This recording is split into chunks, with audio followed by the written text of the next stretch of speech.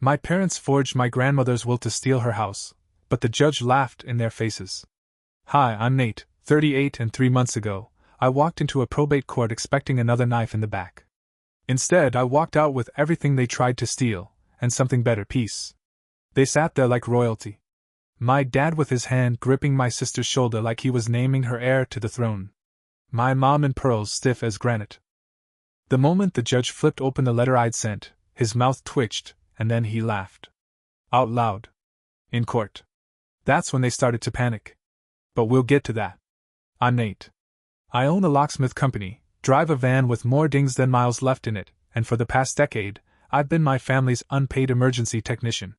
Deadbolts, garages, grandma's rickety windows, if it stuck, squeaked, or cracked, I fixed it. Free. No invoice. No thanks either, unless you count. You'll understand when you're older. As gratitude. And the kicker? They still treated me like I was renting space in my own life. I've been on my own since 20. Dad kicked me out for choosing trade school over working full-time at his contracting firm. Said I needed to man up. I did. I worked nights, took classes, built my business from scratch while couch surfing and eating gas station sandwiches. 8 years ago, he sold me the business, by which I mean he transferred the license, and then demanded monthly. Thank you. Payments higher than my rent. Just till the pension kicks in, he said. Still waiting. My sister Haley? Oh, she floated on designer yoga mats and family subsidies. 1 year she was a life coach, next a real estate influencer, then suddenly she was co-hosting a podcast about generational trauma like she didn't live rent-free in the house our grandma left behind. Speaking of grandma, she was the only one who saw me. Not what I could fix. Me. She updated her will 2 years ago. Handed me the paperwork with trembling hands and said, "It's not charity, Nate. It's acknowledgement. You showed up." They didn't. The house. A small red brick place she guarded like it held the secrets of the universe. The savings she tucked away for. Just in case. Both were left to me.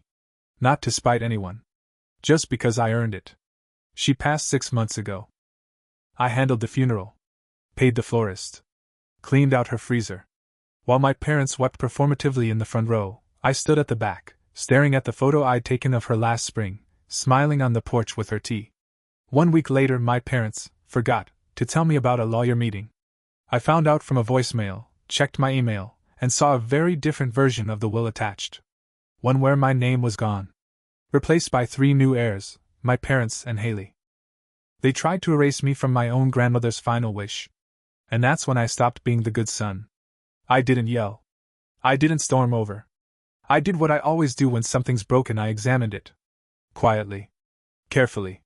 I drove to Grandma's house the next day, the place I'd installed her favorite brass deadbolt 2 summers ago. Only now, the lock was different. Not mine. Some flimsy department store brand slapped on by someone who didn't know what they were doing. My key didn't work. The porch light clicked on like it was mocking me. That's when I knew they hadn't just changed the locks. They'd locked me out. So I went home, made a cup of coffee that tasted like ash, and opened every bank statement I had. Every text thread. Every transfer labeled. Just until Friday. Or, "Can you help with the water bill?" I built a dossier of debts so long it felt like reading my own obituary. 10 years of being the family backup generator. My name wasn't on the new will, but my money was everywhere. When I showed up at the lawyer's office, he looked at me like I was a ghost. "Your father said you weren't involved?" I dropped the folder onto his desk. "I'm very involved," I said. He flipped through it. Paused at one printout. "This is detailed." I smiled, no humor in it. "I'm a locksmith. Details keep people safe." He slid a second folder across to me. Grandma's real will. My name, clear as glass. Property to me. Savings to help me grow the business. It wasn't about favoritism. It was repair. Compensation for the years I carried weight no one else touched. Then he showed me the forged version. 3-way split. A signature that didn't look like Grandma's. Dated the same week she was in the hospital on morphine, unable to finish a sentence. And notarized by, wait for it, my dad's old fishing buddy. The lawyer raised his eyebrows. "If this goes to court, it'll get messy." I leaned back. "It's already messy." I just stopped pretending it was clean. That night I stayed up writing. Not a rant. A statement. Just facts. Dates. Dollar amounts. Evidence. At the bottom, one line. If this new version of the will is accepted, I formally withdraw all financial and physical support from my family, effective immediately. I send it. Slept for the first time in 3 days. 2 weeks later, we were in court. Me in a button-down that still smelled like WD-40.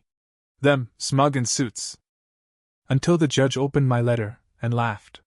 Then things got interesting. The judge laughed. Not a chuckle.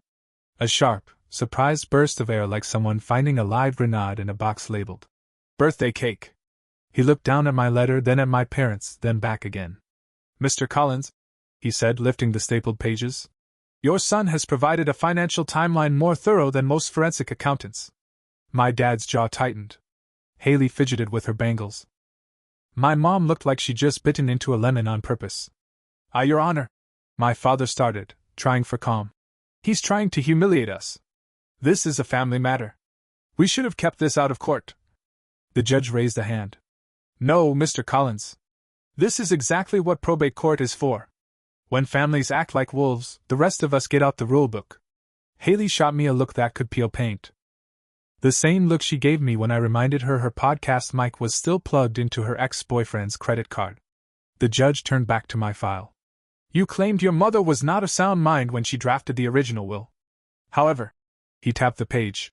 We have emails, phone records, a notarized statement from her attorney, and he flipped to the last page. A spreadsheet of payments your son made, mortgage assistance, utility bills, medical travel for the past 8 years. Unreimbursed. Mom's voice was sharp. He's just resentful. He's always been the dramatic one. The judge didn't even blink. Ma'am, it's not drama. It's documentation. That's when he dropped the hammer. In light of this, I am ordering a handwriting analysis of the disputed document, a freeze on all asset transfers, and a formal investigation into potential fraud. Dad's face darkened like a sky before a hailstorm. This is ridiculous. It's just a house. We're his family. No, the judge said. It's not just a house. It's a legacy. And your son has done more to honor that legacy than anyone else in this room. For the first time in my life, someone said it. Out loud. With weight. And the only sound after that was Haley's chair creaking as she slouched in defeat. Afterward, Dad tried to catch me in the hallway. Called my name like he hadn't just spent 30 minutes trying to bury me under legal fiction. I kept walking. That night, I canceled the automatic transfer I'd been sending him every month. He texted, "Where's the money? You're being petty. We raised you." I replied with a screenshot of the last line in my letter. No reply. Haley was louder. Called me 4 times. Sent a flurry of guilt-laced texts. You're tearing the family apart. Grandma would be ashamed. I can't believe you do this to Mom. I sent back, change your own locks from now on. No response after that either. But you know what? For the first time in years, my phone was quiet. The silence was nice. Too nice. I didn't realize how much of my life had been built around the expectation that someone, Mom, Dad, Haley, was going to call me at any moment needing something. Help with the furnace. Emergency babysitting. Money to bridge the gap. You'd think cutting those cords would make me feel cold. It didn't. It felt like finally setting down a backpack I didn't realize had 50 bricks in it. I focused on work. Rekeyed offices. Replaced the school's entire lock system after a break-in. One night, I was swapping out a faulty latch when Mr. Patel, a regular client, leaned against the doorframe. You look different, he said. I smirked. Lost some dead weight. He nodded slowly. Family? I laughed. Is it that obvious? Always is, he said. People think locks are for security. But mostly, they're about boundaries. That hit harder than I wanted it to. 2 months passed before I heard from anyone. Then boom. A call from the lawyer. Handwriting expert's report came in.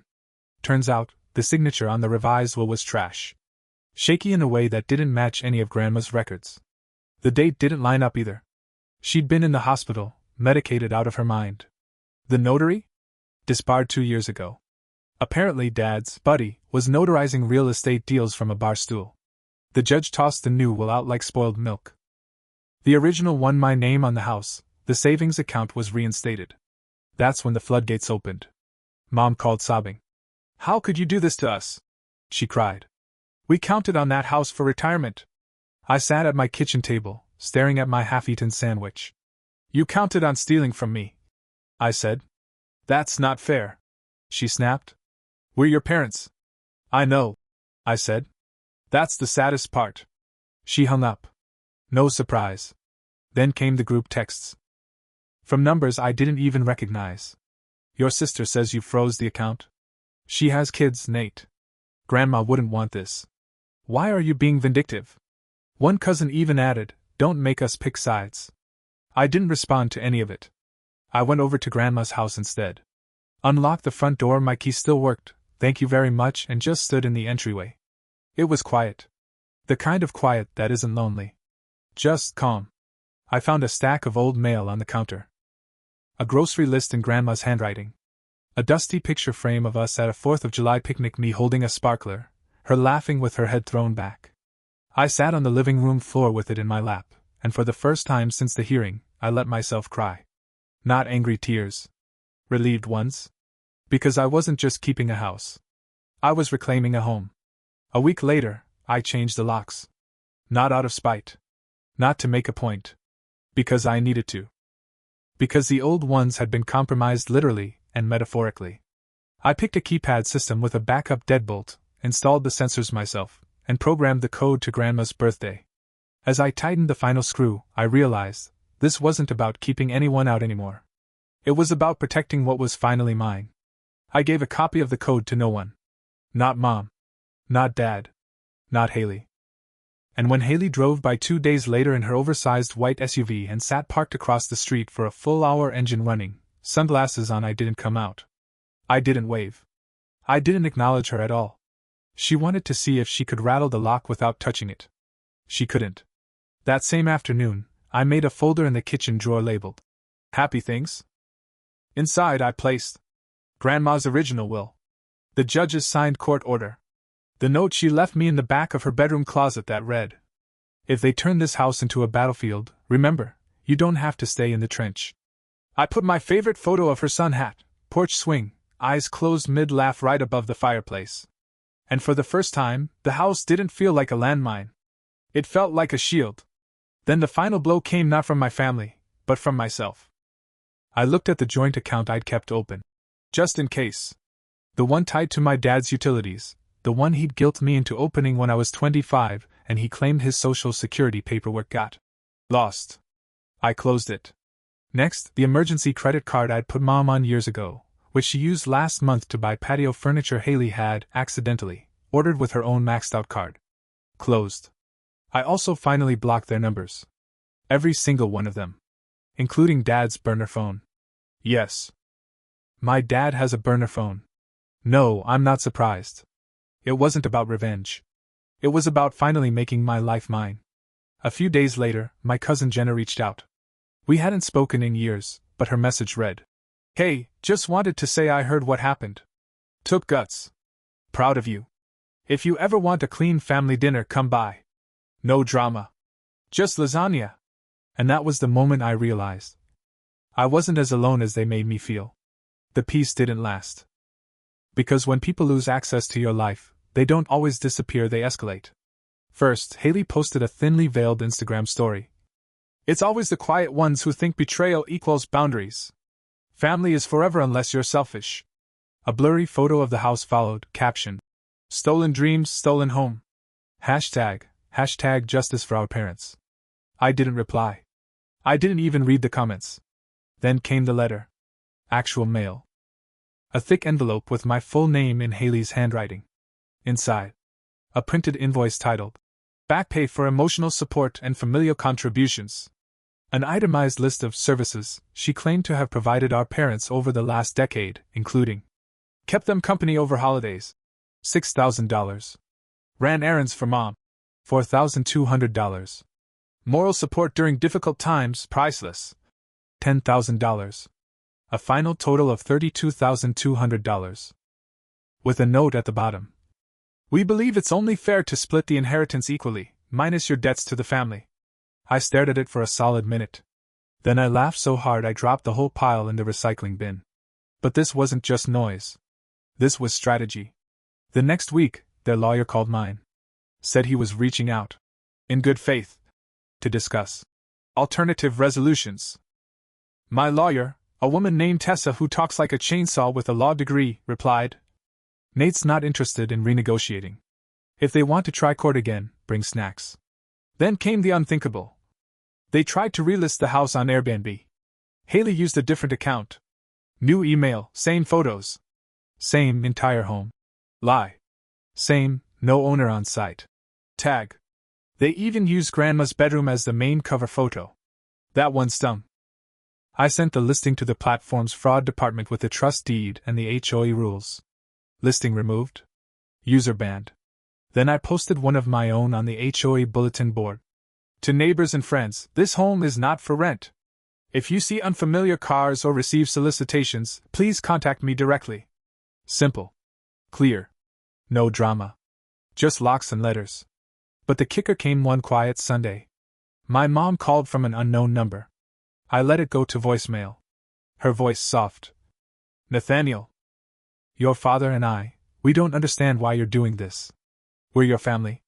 You're turning your back on everything we built. Please call us. Don't do this. I saved it. Not out of sentiment. But as a reminder. Because that voicemail said everything they still didn't get. They thought I was burning bridges. But I wasn't. I was just building one in a different direction. The family chat exploded next. I wasn't in it, thank God, but Jenna was. And she sent me screenshots. The first was Haley's post. Some people inherit houses. Some people inherit decency. Guess which one Nate chose? The comments? A mess. A cousin I hadn't seen since I was 12 weighed in. Didn't he not even visit Grandma that much? Then Jenna chimed in. He was there every week. You weren't even at the funeral, Tara. Then came the bomb. A photo of me standing on Grandma's porch with a cup of coffee, clearly taken from across the street. Captioned. Enjoying stolen sunshine. Creepy? Yup. That same afternoon, I installed 2 more outdoor cameras. One above the garage, one under the awning. I emailed the HOA to document the harassment, CC'd my lawyer, and included the screenshot of Haley's listing attempt just in case. Tessa responded 10 minutes later. They're unraveling. Don't let up. And I didn't. I doubled down. I filed paperwork to formally designate the house as my primary residence. I set up mail forwarding. I got the utilities transferred into my name. I even changed the Wi-Fi name to Not Your Beach House. But even with all the new locks and legal protections, there was still one crack in the armor: my parents. Because somewhere in the mess, I still wanted to believe they could come around. Maybe not apologize, but at least understand. Then they called again. This time? Together. I answered. Dad's voice was calm, too calm. We've been thinking, son. We want to propose a solution. Mom chimed in, sweet and soft. We'll move in with you. Temporarily. Just until we get back on our feet. We miss you. The house feels cold without all of us in it. I blinked. You mean my house? The one you tried to steal from me by forging Grandma's will? Silence. Then Dad, quieter now. She was confused near the end. You know that. Haley was just trying to help. We didn't think it would escalate. Mom added, it's not about the property. It's about staying close. As a family. I almost laughed. You mean like when you changed the locks so I couldn't get in? Or tried to Airbnb it behind my back? Or sent me a bill for emotional support? Dad exhaled hard. You're being childish, Nate. This isn't about punishment. It's about unity. No, I said. This is about survival. Mine. I ended the call. Block that number too. Then I sat on the porch Grandma loved, watched the sun dip behind the trees, and realized something painfully clear. I didn't lose my family. They lost me. And the door? It's staying locked. The final probate hearing was barely a formality. The judge skimmed the papers, asked a few boilerplate questions, and signed off like it was just another Tuesday. No drama. No protest. Not even a stray comment from their lawyer. Because they didn't come. No dad in a smug suit. No mom in her morning pearls. No Haley in sunglasses big enough to hide entitlement. Just me, my lawyer, and a judge who looked mildly relieved that the circus had packed up and left town. You doing all right, Mr. Collins? The judge asked as he handed the signed order back. I considered lying. Instead, I said, "Getting there." He nodded. "You've held your ground. Families and money always a mess." I walked out of that courtroom with more than a property deed and a savings account. I walked out with a spine that didn't bend on cue anymore. Back at the house, I stood in the driveway, keys in my hand, and did something small and stupid and satisfying. I updated the welcome mat. Got rid of the generic beige one that said, "Live, laugh, love." Replaced it with a black one that simply read, "Private residence." The next morning, I replaced the porch light bulb. Repainted the shutters. Ate cereal straight out of the box while standing barefoot in Grandma's kitchen. It was mine now. But more than that, it was safe. And safe felt unfamiliar but good. That weekend, Jenna came over with lemon bars and a stack of those old Polaroids Grandma used to take. We sat on the floor and went through them one by one. There was one of me at age 6, holding a plastic screwdriver and pretending to fix her fence. Grandma was in the background, grinning like I'd just solved gravity. "She always knew you'd hold it all together," Jenna said. "Yeah," I said. "And then I finally stopped." She smiled. "And everything didn't fall apart. It just settled." That night, I found one last envelope hidden in Grandma's sewing cabinet. My name on the front, her handwriting, unmistakable. Inside, a single sentence, written on lined paper. "You're allowed to lock the door and still love the people outside it." I read it 3 times. Framed it. And put it next to the door where the sun hits around 5 p.m. As a reminder. Not to forgive and forget. But to forgive and protect. Final probate order in hand, I didn't celebrate. I didn't throw a party. I went to Grandma's house alone and made grilled cheese in a pan that still smelled faintly like her Sunday tomato soup. The quiet wasn't hollow, it was earned. The text from Haley slowed to a trickle, then stopped altogether after I ignored her last masterpiece. "You turned your back on us for a dead woman's house. Congrats." I didn't respond. Not because I didn't have words. But because I finally understood the value of not wasting them. My father tried one last time, with a message that was more threat than plea. "When we're gone, you'll regret how you treated us." I stared at it a long time. Then typed back. "When you're gone, I'll miss the people I wish you were. Not the ones who tried to steal from me." He read it. Never answered. Meanwhile, the house came alive. I painted the porch swing a soft blue. Repaired the railing he'd ignored for years. Replanted Grandma's rose bush and added a little sign, "Nana's Corner, watch the thorns." I kept fixing things, but not for anyone else. For me. Work got better. I wasn't as tired. My shoulders didn't feel like they were carrying 4 extra lives. I stopped taking jobs that paid in exposure or favors. Started charging what I was worth. Started being worth more because I believed it. One afternoon, an old neighbor dropped by with a tin of cookies and a quiet smile. "Your grandmother would have loved to see you here," she said. "She already did," I told her. "She just gave me time to catch up." People ask if I'll ever reconcile. If maybe, one day, Haley will show up with an apology and a bottle of wine. Maybe. But it won't get her a key. Because the truth is, I've stopped building doors that only swing one way. I've stopped being the family locksmith when the people inside don't respect the locks. Grandma's house is no longer a battlefield. It's a fortress. A refuge. And I'll protect it with every boundary they called betrayal. Because here's the part they never understood. I wasn't angry because I didn't get the inheritance. I was angry because I earned it, and they tried to erase that like I was a receipt they didn't want to pay. But the paper trail held. The judge saw it. The lawyer backed it. And more importantly, so did I. Now, when people knock on my door, they wait. They respect it. And if they don't, the lock holds. Because I don't open up for guilt anymore. Only love. Only truth. And the key? That's mine now. Only mine. I used to think boundaries meant shutting people out. Now I know they're how you keep yourself in. The house is quiet most days. Peaceful. I sit on the porch, coffee in hand, watching the light change across the bay window Grandma loved. The roses are blooming again. Not perfectly, but enough. That's kind of the point. My phone barely buzzes anymore. No emergency bills. No lockouts. No guilt trips in disguise. Just customers, friends, Jenna checking in.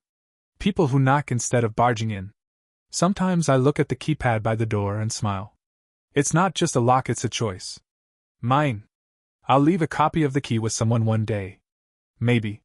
If they show up with respect, not expectations. Until then, I live alone, but not lonely. I sleep through the night. I wake up knowing this place isn't a bribe or a prize, it's proof. I was never ungrateful.